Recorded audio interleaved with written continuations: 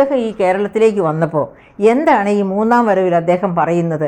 ഈ മൂന്നാം വരവിൽ അദ്ദേഹം പറയുകയാണ്, ഞാൻ ഇന്ത്യയെ, അദ്ദേഹം ഇവിടെ മാത്രമല്ല ചെല്ലുന്നിടത്തെല്ലാം പറയാറുണ്ട്, വിദേശ രാജ്യത്ത് പര്യടനം നടത്തുമ്പോഴും അദ്ദേഹം പറയാറുണ്ട്, ഞാൻ ഇന്ത്യയെ മൂന്നാമത്തെ ലോകത്തെ വൻ സമ്പദ്ഘടനയായി ശക്തിയെ സാമ്പത്തിക ശക്തിയാക്കി വളർത്തും.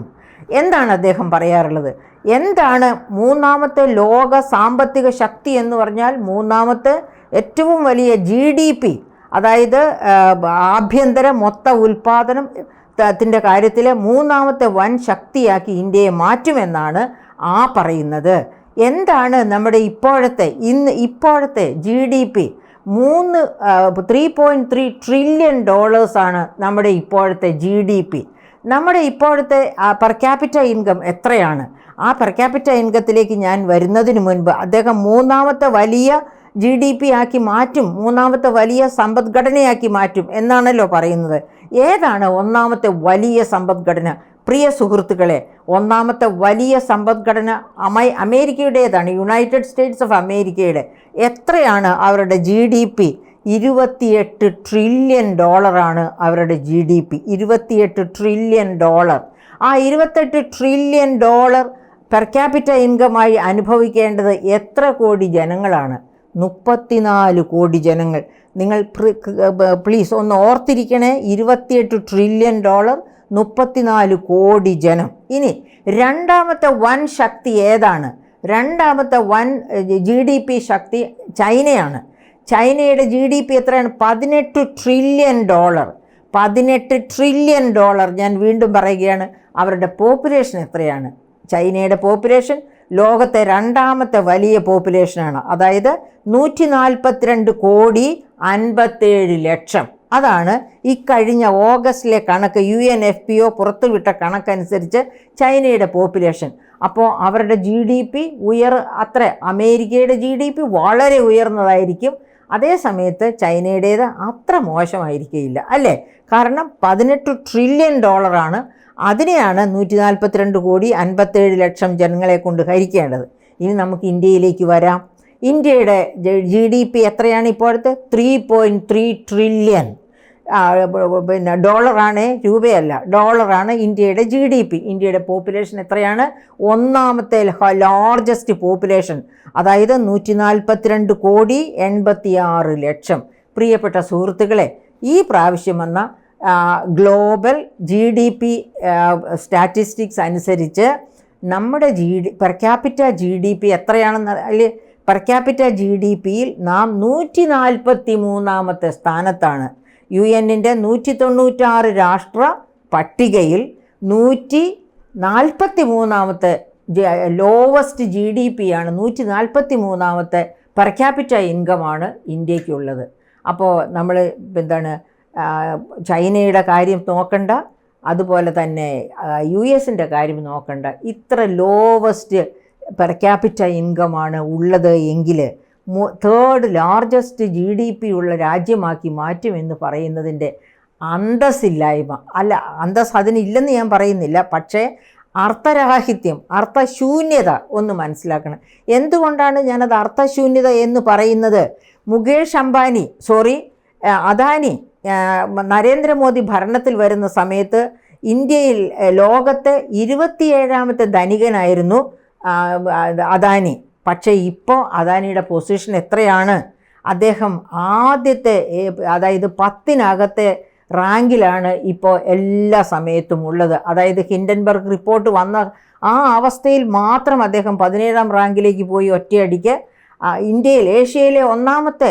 ഏഷ്യയിൽ തന്നെ വളരെ താഴെയായിരുന്ന അദ്ദേഹം ഏഷ്യയിലെ 1ാമത്തെ ധനികനായി. അത് കഴിഞ്ഞ് അപ്പോൾ ഇനി അതിനെപ്പറ്റി ഞാൻ കൂടുതൽ പറയുന്നില്ല. അപ്പോൾ ഞാൻ പറഞ്ഞു വരുന്നത് ഇതാണ്, ഒരു രാജ്യത്ത് 3.3 ട്രില്യൺ ഡോളർ ആകട്ടെ, ആ ഡോളർ ഇക്വിറ്റബിളായിട്ട്, സമത്വമായിട്ട്, അതായത് എങ്ങനെയാണ് വിതരണം ചെയ്യപ്പെടുന്നത്, അത് പാവപ്പെട്ടവരിലേക്ക് ഇറ്റിച്ചിറങ്ങുന്നുണ്ടോ? അതാണ് വികസനത്തിൻ്റെ മാതൃക. അതായത് സമ്പത്തുണ്ടാവുക മാത്രമല്ല, എത്ര പതുക്കെയോ അല്ലെങ്കിൽ എത്ര വേഗത്തിലോ ഉണ്ടാകട്ടെ, ആ സമ്പത്ത് ഏതാനും പേരുടെ കരങ്ങളിലേക്ക് മാത്രം എത്തിച്ചേരുക, അവരുടെ തീരുമാനങ്ങൾക്കനുസരിച്ച് രാജ്യത്തെ ഭരിക്കുക, അതേ സമയത്ത് പാവപ്പെട്ടവർ നിരാലംബരായിട്ട് കഴിയുക, ആ ഒരവസ്ഥ അതാണ് ഇന്ത്യയിൽ നിലനിൽക്കുന്നത്. അതായത് കോർപ്പറേറ്റ് ബോഡീസും വലിയ ബില്ലിനേഴ്സും ഒക്കെ വളരെ കൂടുതൽ സ്വായത്തമാക്കുന്നു. ഓക്സ്ഫാം റിപ്പോർട്ടൊക്കെ നമുക്കറിയാം, ഗ്ലോബൽ ഹങ്കർ ഇൻഡെക്സ് നമുക്കറിയാം. അതായത് 2010 ഗ്ലോബൽ ഹങ്കർ ഇൻഡെക്സിൽ 42-ാം സ്ഥാനത്തായിരുന്നു. അതായത് 116 രാജ്യങ്ങളിൽ 42-ാം സ്ഥാനത്തായിരുന്നു ഇന്ത്യയെങ്കിൽ ഇപ്പോൾ 2023 ആയപ്പോൾ 2023 കണക്കാന്ന് ഓർക്കണം. മറ്റേത് 2010 നമ്മൾ 116 രാജ്യങ്ങളിൽ 42-ാം റാങ്കിൽ നിന്നുവെങ്കിൽ ഇപ്പോൾ 2023 125 രാജ്യങ്ങളുടെ പട്ടികയിൽ 111-ാം റാങ്കിലേക്ക് നമ്മൾ താണു പോയിരിക്കുന്നു. അതായത് ഹങ്കർ, പട്ടിണി വർദ്ധിച്ചിരിക്കുന്നു. എന്നിട്ടാണ് നമ്മൾ നരേന്ദ്രമോദിജി പറയുന്നത് 80 കോടി പേർക്ക് ഞാൻ ദാരിദ്ര്യമില്ലാതെയാക്കി, 80 കോടി പേർക്ക് 2028 വരെ ഫ്രീ ആയിട്ട് ഭക്ഷണം കൊടുക്കുമെന്ന്. ഭക്ഷ്യ സുരക്ഷാ ആക്ടിനെ അദ്ദേഹം മറന്നു പോകട്ടെ. പക്ഷേ ഗ്ലോബൽ ഹങ്കർ ഇൻഡെക്സിൽ നാം താഴേക്ക് പോയി എന്നത് അദ്ദേഹം വിസ്മരിക്കുന്നു. എങ്ങനെയാണ് അദ്ദേഹം അത് തമസ്കരിക്കുന്നത്? അദ്ദേഹം പറയുന്നു ആ കണക്ക് തെറ്റാണെന്ന്. 1945 ബ്രിട്ടൻ വുഡ് കോൺഫറൻസ് വഴിയായിട്ട് IMF നിലവിൽ വരുന്നത്. ആ കാലഘട്ടം മുതൽ ഇന്ന് വരെ IMFുമായിട്ട് ബന്ധപ്പെട്ട ആഗോള ഹങ്കർ സ്റ്റാറ്റിസ്റ്റിക്സ് എല്ലാ രാജ്യങ്ങളും അംഗീകരിക്കുന്നതാണ്. പക്ഷേ നരേന്ദ്രമോദി വന്നതിന് ശേഷം അങ്ങനെയുള്ള യാതൊരു സ്റ്റാറ്റിസ്റ്റിക്സും അദ്ദേഹം അംഗീകരിക്കുകയില്ല. എന്തിനു പറയുന്നു?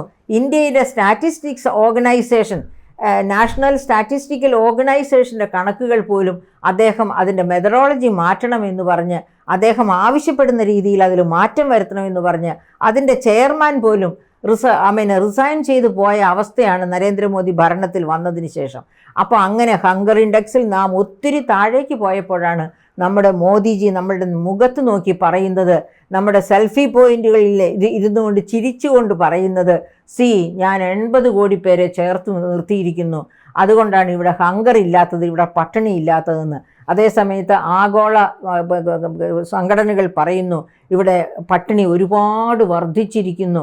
2010 41 നിന്ന് ഇപ്പോൾ 111 പോയിരിക്കുന്നു എന്ന് പറയുന്നു. അത് അങ്ങനെയാണ് നരേന്ദ്രമോദി അപ്പം ഞാൻ ഈ പറഞ്ഞു വരുന്നത്, മൂന്നാമത്തെ വൻകിട ശക്തിയാക്കി മാറ്റുന്നത് നല്ലത് തന്നെ. അത് 3.3 ട്രില്യനോ 5 ട്രില്യൺ അദ്ദേഹം പറയുന്ന അപ്പോഴേക്കും $5 ട്രില്യൺ ഇക്കോണമിയാക്കി ഇന്ത്യയെ മാറ്റുമെന്നാണ്. നല്ലത് തന്നെ മോദിജി. അപ്പോൾ അങ്ങ് ഓർത്തിരിക്കേണ്ട ഒരു പ്രധാനപ്പെട്ട കാര്യം, ആ 5 ട്രില്യൺ ഇവിടുത്തെ സാധാരണക്കാരിലേക്ക് ഇറ്റിച്ചിറങ്ങത്തക്ക രീതിയിൽ സമത്വപൂർണമായ ഒരു ഡിസ്ട്രിബ്യൂഷൻ, ഒരു വിതരണം, അതിന് അദ്ദേഹം തയ്യാറാകുന്നു. അതിന് അങ്ങ് എന്തൊക്കെ നടപടികളാണ് എടുക്കുക? ആ നടപടികൾ, ശരിയായ നടപടികൾ എടുത്ത് അത് സാധാരണക്കാരിൽ എത്തിക്കുമെങ്കിൽ തീർച്ചയായിട്ടും തേർഡ് ലാർജസ്റ്റ് ഇക്കോണമിയായി മാറുന്നതിൽ, 5 ട്രില്യൺ ഇക്കോണമിയായി മാറുന്നതിൽ ഞങ്ങൾ തീർച്ചയായിട്ടും അങ്ങയെ വാഴ്ത്തി പുകഴ്ത്തും. പക്ഷേ അതുവരെ ഇതുപോലെ ദാരിദ്ര്യം വർദ്ധിക്കുകയാണെങ്കിൽ അത്തരം ശ്ലാഘനീയമായ ഒരു പരാമർശങ്ങളും ബുദ്ധിയുള്ള യുക്തിസഹമായിട്ട് ചിന്തിക്കുന്ന ഇന്ത്യക്കാരിൽ നിന്ന് ഉണ്ടാവുകയില്ല, അങ്ങേക്ക് കിട്ടുകയില്ല എന്ന് ഞാൻ പറയുന്നു.